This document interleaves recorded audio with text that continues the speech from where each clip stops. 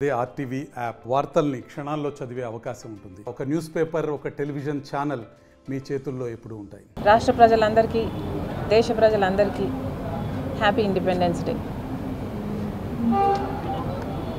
ఈరోజు మనకు స్వాతంత్రం ఉంది అంటే దానికి కారణం ఎంతోమంది దేశభక్తి కలిగిన వాళ్ళు, దేశ పౌరులు కూడా ఎంతోమంది త్యాగాలు చేశారు.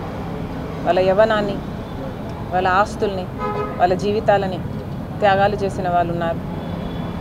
కుటుంబాలను, ఊళ్ళను వదిలేసి జీవితాలను దారబోసిన వాళ్ళు ఉన్నారు. వాళ్ళందరూ చేసిన త్యాగ ఫలితమే ఈరోజు మనం అనుభవిస్తున్న ఈ స్వాతంత్రం. వాళ్ళందరికీ కాంగ్రెస్ పార్టీ తరఫున మనస్ఫూర్తిగా, వారికి, వారి కుటుంబాలకు మనస్ఫూర్తిగా గౌరవించుకుంటూ, నమస్కరించుకుంటూ కృతజ్ఞతలు తెలుపుతుంది కాంగ్రెస్ పార్టీ.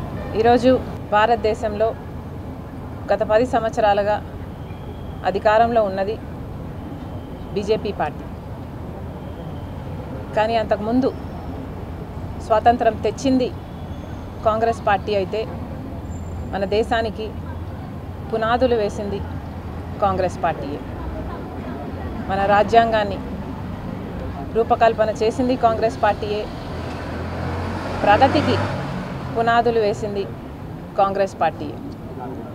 ఈరోజు భారతదేశం ప్రపంచంలోనే ఒక స్థానం సంపాదించుకుంది అంటే దానికి కారణం కాంగ్రెస్ పార్టీ వేసిన పునాదులు. కానీ గత 10 సంవత్సరాలుగా అధికారంలో ఉన్నది బీజేపీ పార్టీ. బీజేపీ పార్టీ మతతత్వ పార్టీ. బీజేపీ పార్టీ అరాచకాలు 10 సంవత్సరాలుగా చూసాం. ఈరోజు గత వారం రోజులుగా చూస్తున్నాం. హర్ ఘర్ తిరంగా అని ఒక క్యాంపెయిన్ మొదలుపెట్టారు మోదీ గారు. ప్రతి ఇంటి మీద జెండా ఎగరవేయాలట, ఒక సెల్ఫీ తీసుకోవాలట, అది అప్లోడ్ చేయాలట, వాళ్ళకు ఒక సర్టిఫికెట్ ఇస్తారట దేశభక్తి ఉన్నట్టు. అంటే దేశభక్తి ఉన్నట్టు బీజేపీ పార్టీ సర్టిఫై చేస్తుందట. అసలు ఇదే తిరంగాను, ఇదే జెండాను వ్యతిరేకించిన పార్టీ బీజేపీ పార్టీ, ఆర్ఎస్ఎస్. నిజానికి ఇదే జెండాని మేము గౌరవించము అని అఫీషియల్గా తేల్చి చెప్పిన party BJP party, RSS.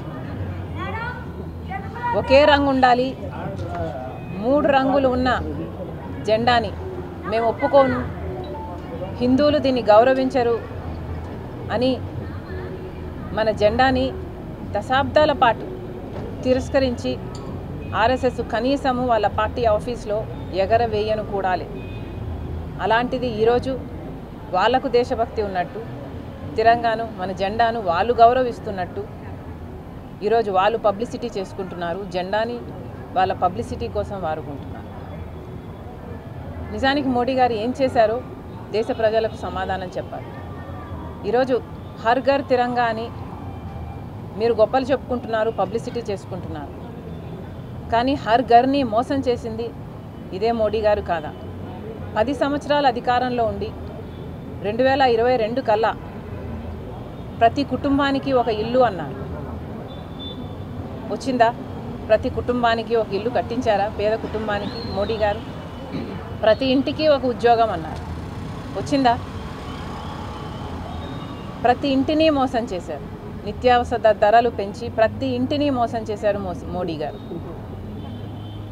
Rural ప్రాంతాల్లో ప్రతి రైతుని మోసం చేశారు. ప్రతి ఇంటిని రైతు ఆదాయం దుగనం చేస్తామని ప్రతి రైతును మోసం చేశారు. ఇక మణిపూర్ లాంటి రాష్ట్రాలలో అయితే ఘర్ ఘర్ మసికర్, ప్రతి ఇంటిలో ఊచకొత. ఇక ఆంధ్ర రాష్ట్రంలో అయితే హర్ ఘర్ దోఖా. 10 సంవత్సరాలుగా ప్రత్యేక హోదా ఇస్తామని మన వాగ్దానం అయితే ప్రత్యేక హోదా ఇవ్వకుండా, విభజన హామీలలో ఏ ఒక్కటి నెరవేర్చకుండా ప్రతి ఇంటిని మోసం చేశారు మోడీ గారు. మరి ఈరోజు మోడీ గారు ఏం సమాధానం చెప్తారు? ఆంధ్ర రాష్ట్ర ప్రజలకు, దేశ ప్రజలకు సమాధానం సంజాయిషి ఇచ్చుకోవాల్సిన అవసరం ఉంది. ఒకవైపు మన రాజ్యాంగమే ఇబ్బందుల్లో పడింది, ప్రమాదంలో పడింది.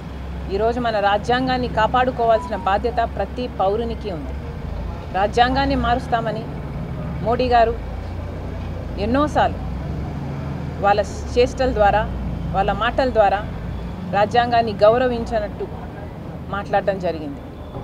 మరి ఈరోజు మన ప్రజాస్వామ్యాన్ని కాపాడుకోవాలన్నా, రాజ్యాంగాన్ని కాపాడుకోవాలన్నా కాంగ్రెస్ పార్టీ అధికారంలోకి రావాల్సిన అవసరం ఎంతైనా ఉంది.